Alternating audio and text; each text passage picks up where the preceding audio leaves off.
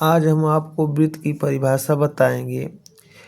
एक वृत्त समतल में स्थित उन बिंदुओं का समूह है जो एक स्थिर बिंदु से समान दूरी पर स्थित होता है। कहने का तात्पर्य हुआ कि एक निश्चित दूरी से बिंदुओं का वह समुच्चय जहां उसकी दूरी हर जगह बराबर होती है।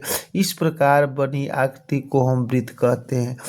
वृत्त में अगला क्वेश्चन, जैसे मान लीजिए कोई पूछ दिया कि त्रिज्या किसे कहते हैं। त्रिज्या की परिभाषा सुन लीजिए। केंद्र और वृत्त की परिधि के बीच की दूरी को त्रिज्या कहते हैं। केंद्र केंद्र यह केंद्र है और इस परिधि के बीच की दूरी को त्रिज्या कहते हैं। किसी भी वृत्त की सभी त्रिज्याएं आपस में बराबर होती हैं, यानी त्रिज्या जो है यह और यह कहीं भी इस भाग से मिलाएंगे तो ये सभी त्रिज्याएं आपस में बराबर होती हैं। और जो रेखा वृत्त के केंद्र से होकर जाती है, यानी यहाँ वृत्त का केंद्र है और इस तरह जाती है, इसे वृत्त का व्यास कहते हैं। त्रिज्या जो है व्यास का आधा होती है। त्रिज्या जो व्यास का क्या होती है, आधा होती है।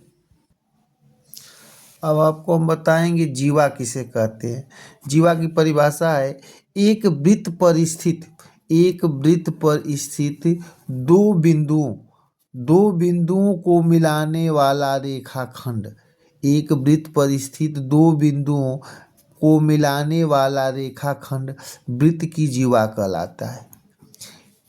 अगर यह वाला भाग बड़ा है तो इस भाग को हम दीर्घ खंड कहेंगे, दीर्घ खंड, और इस भाग को कहेंगे लघु खंड।